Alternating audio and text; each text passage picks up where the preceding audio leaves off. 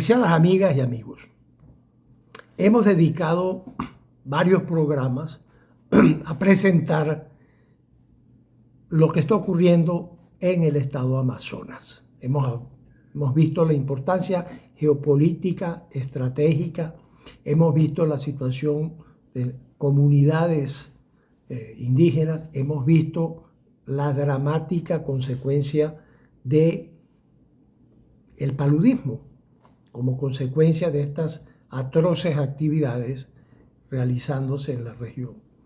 Pero no solamente en esos temas allí presentes están graves problemas.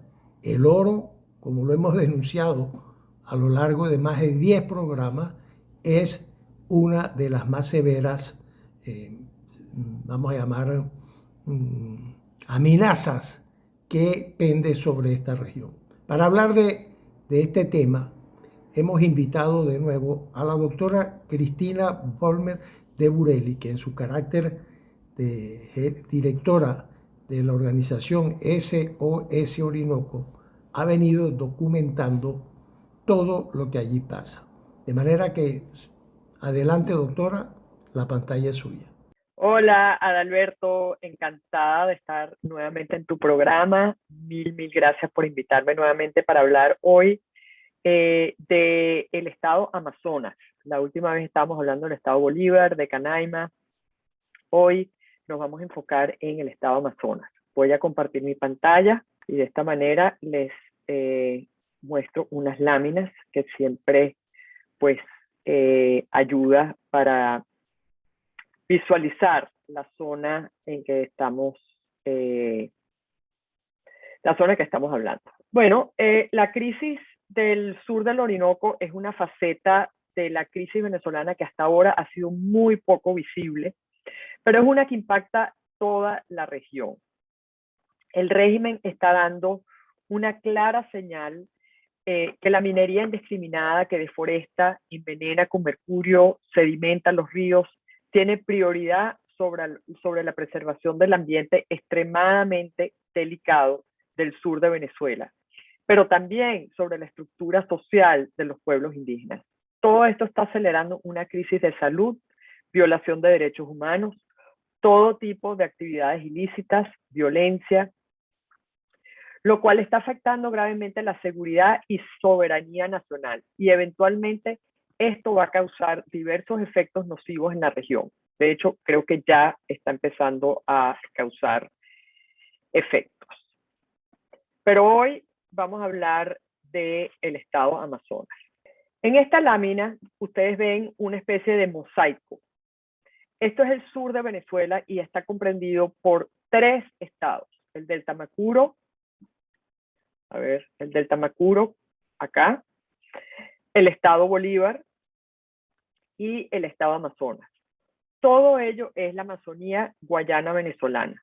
La política del Estado venezolano en los últimos 40 años había sido la de considerarlo como un mosaico de áreas de conservación, tanto por sus valores ecológicos y biológicos, como por sus valores humanos y culturales, y por los servicios ecosistémicos que esta región provee.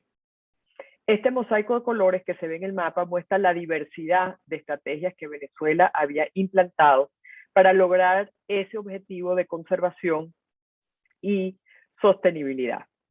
Entre estos objetivos está el de proteger sus fuentes de agua dulce, que son de las más abundantes del continente, y de cuyo potencial hidroeléctrico, específicamente el de la cuenca Caroní-Paragua, depende cerca de un 70% del abastecimiento del país. Pero, como todos sabemos, en el año 2016, el régimen de Maduro pues busca desesperadamente recursos financieros debido al colapso de la industria petrolera y lanza un decreto del arco minero, que ustedes ven aquí en rojo, más este área especial de Cabarú.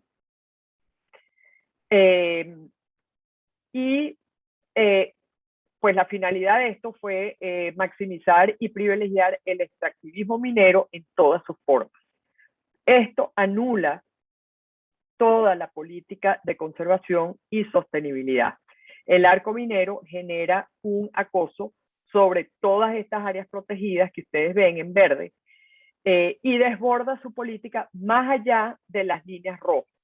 Entonces, todos estos círculos son las áreas que ya han sido estudiadas por SOS Orinoco y ustedes pueden visitar la página web de SOS Orinoco, buscar la pestaña de informes y ahí verán todos esos informes sobre esas áreas protegidas.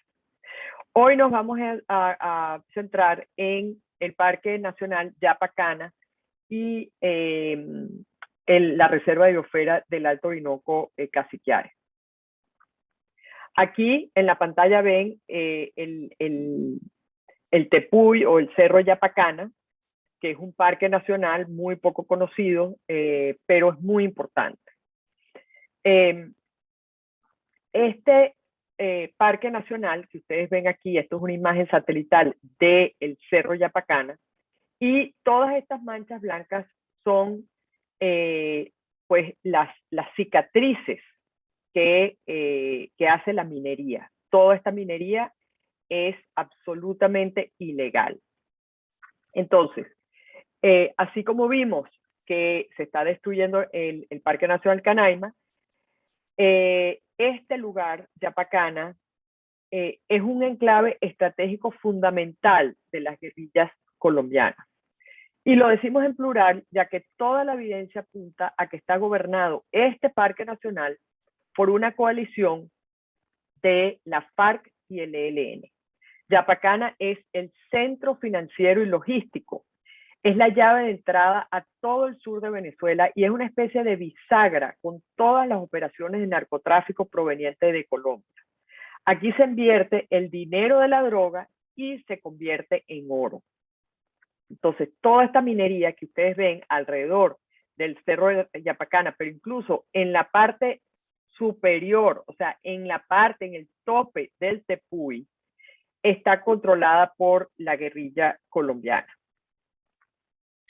SOS Orinoco ha mapeado hasta el presente 69 focos mineros, de los cuales suman 2.300 hectáreas y esto va pues creciendo todos los días, esto no se detiene.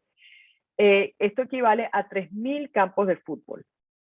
Es la zona de más minería ilegal en todo el estado de Amazonas. Y, como dijimos, es el bastión de la guerrilla colombiana. Aquí puede haber una población de entre 2.000 y 3.000 mineros, donde el gobierno y los servicios lo provee la guerrilla. Existe, por supuesto, trata de blancas, trabajo infantil, todo tipo de violaciones de derechos humanos en esta zona. Toda esta situación, por supuesto, es posible gracias a convenios que la guerrilla tiene con los militares venezolanos y en la que ellos, por supuesto, los militares, participan también en esas ganancias.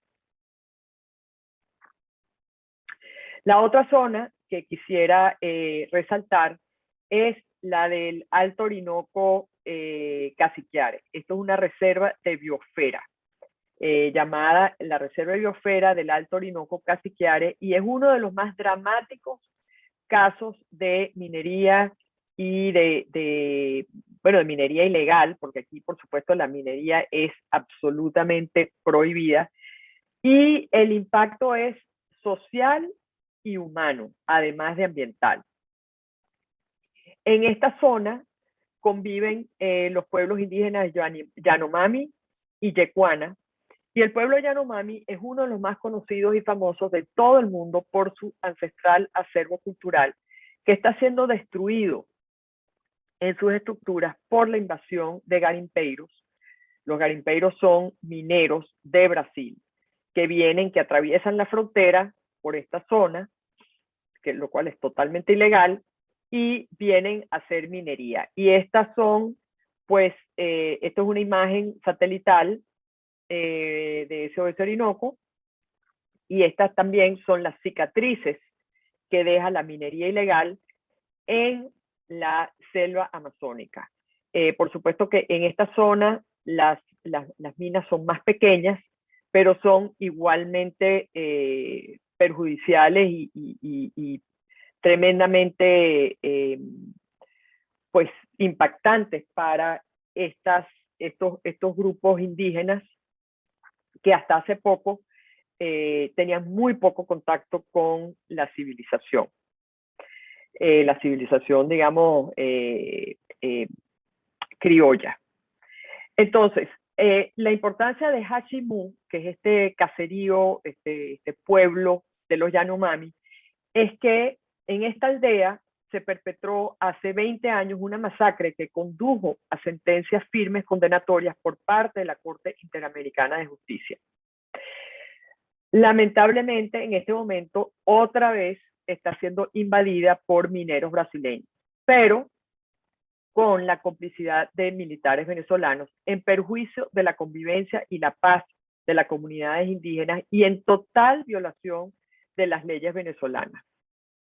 Además, estos mineros pues traen enfermedades mortales para los Yanomami que tienen muy poca resistencia a estas enfermedades como son el sarampión, la malaria y actualmente pues obviamente son extremadamente vulnerables al COVID-19. Bueno, muy rápidamente para que tengan una idea sobre la diversidad sociocultural y étnica de Venezuela. En todo el sur de Venezuela existen 27 pueblos indígenas, son aproximadamente 172.000 personas y son aproximadamente 1.500 comunidades indígenas. Esto según el censo del 2011. Este censo, pues, no, como sabemos, no se ha actualizado. Lamentablemente, los pueblos indígenas se han convertido en obstáculo en el camino de los actores violentos que buscan el control de la zona para hacer minería ilegal, y por esto las violaciones de derechos humanos de los pueblos indígenas se han agudizado de manera alarmante.